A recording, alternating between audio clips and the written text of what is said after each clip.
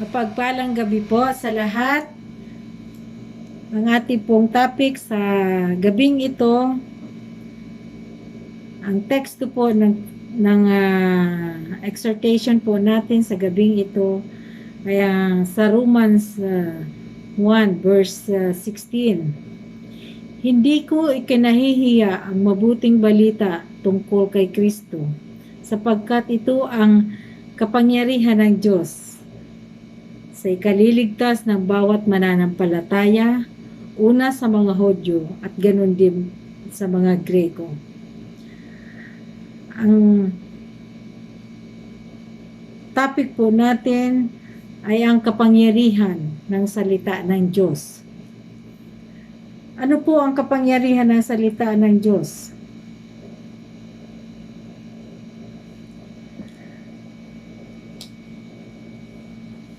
At bakit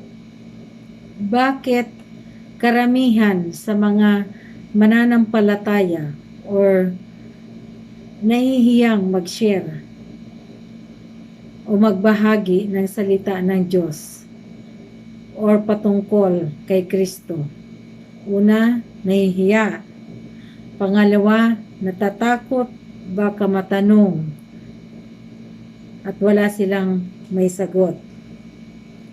Pangatlo, kulang sa kaalaman patungkol sa salita ng Diyos. Kaya ang pag-aaralan po natin ang kahalagahan ng salita ng Diyos bilang mga mananampalataya. Sa awit verse 63 po, manabik sa Diyos. O Diyos, ikaw ang aking Diyos na lagi kong hinahanap. Ang uhaw kong kaluluway, tanging ikaw yaong hangad. Ngayon po, may 4 na points tayo na pag-aaralan po sa gabing ito. Ang una po, ang Ebanghelyo ay diretso sa atin bilang isang mananampalataya. Direct us.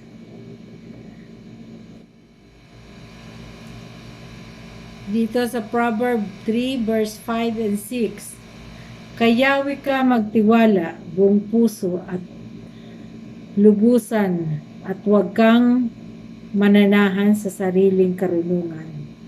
Siya ay sangguniin sa lahat ng mga balak at kanya kang itutumpak sa lahat ng iyong lakad. Kaya nga i-focus natin ang ating sarili sa ating Panginoon. Kasi binigyan niya tayo ng wisdom. Ngayon, bakit focus? Focus to our prayer. Focus to reading the Word of God. And ask for counsel.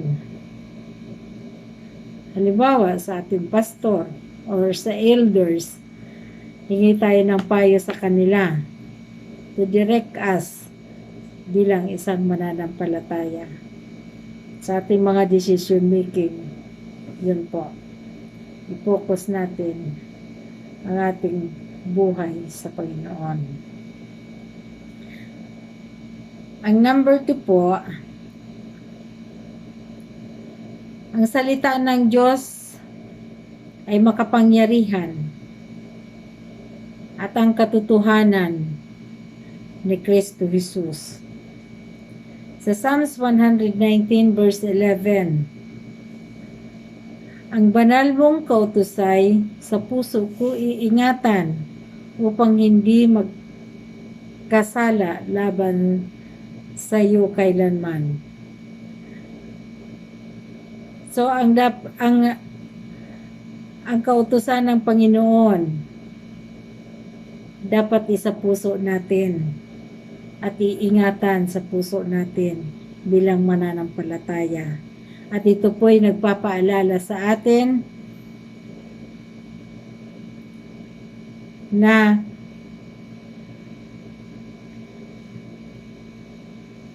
laging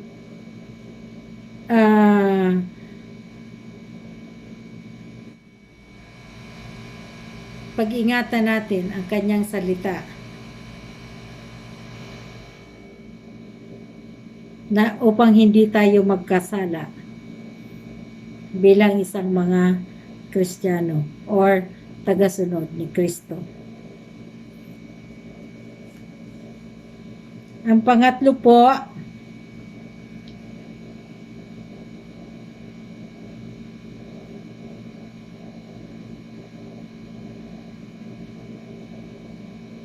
He guide us and He give the light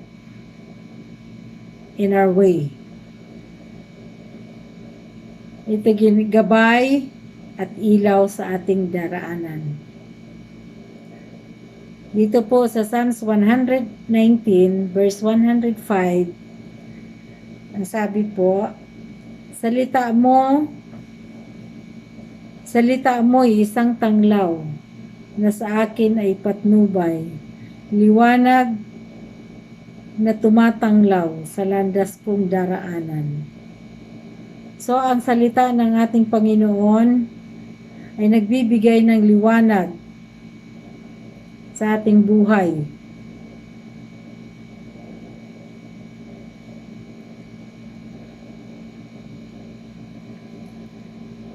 Liwanag sa pag-iisip,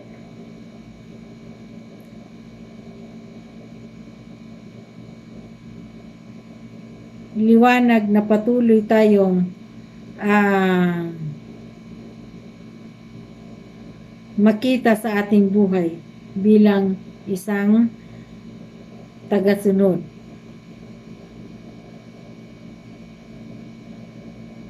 At ginagabayan niya tayo sa ating daraanan, sa anumang mga pagsubok sa ating buhay. Nandyan ang gabay ng Panginoon sa atin.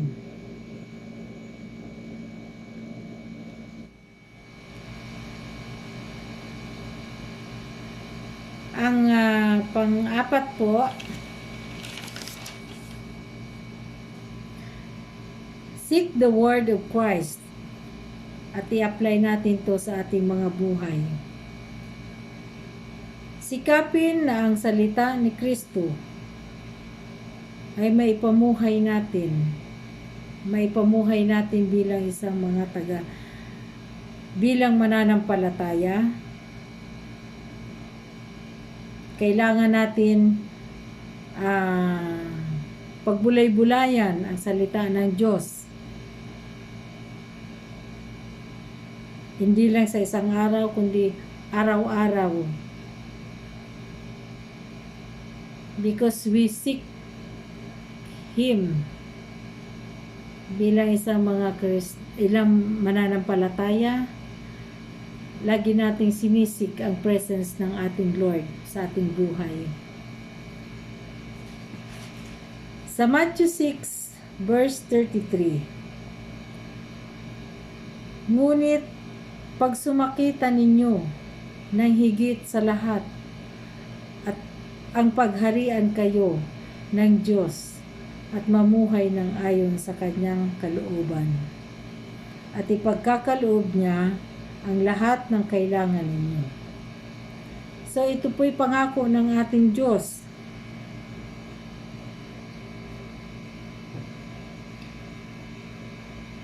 Bakit natin sinisik ang ating Panginoon? Lalo na po sa mga panahon ngayon, sa pandemic, sa mga crisis. We seek Him because we need comfort. We need healing sa mga karamdaman. Sabi nga, kailangan natin ipanalangin o magpalanginan, magpalakasan bilang isang mga sunod ni Kristo. Sa mga problema, dapat nandun ang pagsisik natin sa ating Panginoon. Lalo na po sa buhay natin.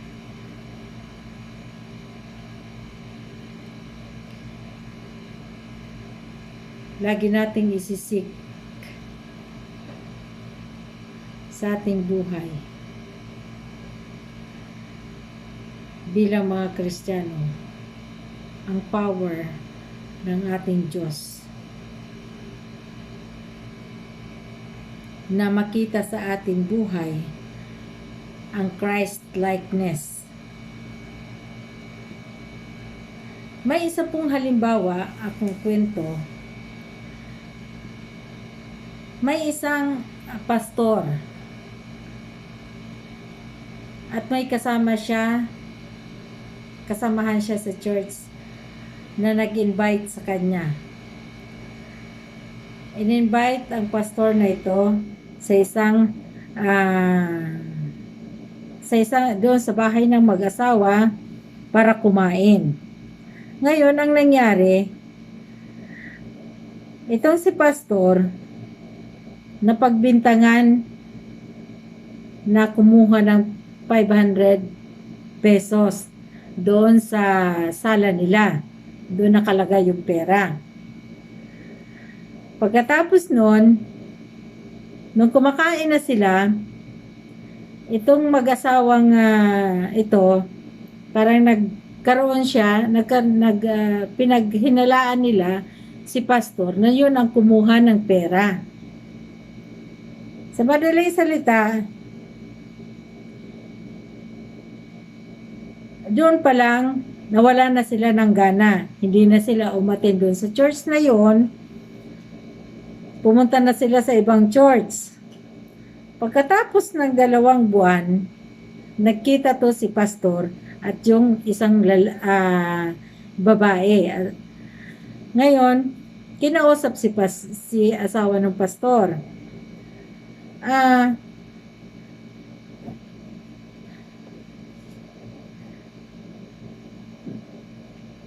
Kinuha ba po ninyo? Nagtanong yung babae. Tinanong yung pastor. Tinanong niya na nawalan sila ng pera doon sa sala nila. Ngayon, sumagot si pastor. Yung pera po, inipit ko po doon sa Bible. Baka matapunan ng pagkain or juice. Ngayon, nag-isip tong si babae na pinaghinalaan na magnanakaw si pastor ng pera nila. Kaya mahirap po baka siya ang kumuha. Mahirap po pinpoint na hindi mo naman nakita. Ngayon, itong si babae, siyempre sinabi nung pastor na inipit niya doon sa Bible. So, nag-isip tong si babae, 2 buwan na hindi mo binuklat yung Biblia mo, hindi ka nagbabasa araw-araw, na sana doon mo makikita na yung pera nandun at hindi kinuha po ng pastor. So, ito po ay maging aral po sa atin. Minsan po pinangungunahan na natin. Kaya dapat suriin muna natin ang ating sarili. O hanapin muna natin kung ano man nawawala sa atin. Hanapin muna bago magbintang. Kasi mahirap na pag makapagsalita tayo na hindi maganda. Kaya ito po ang challenge sa atin. Okay? At sa 2 Timothy verse 2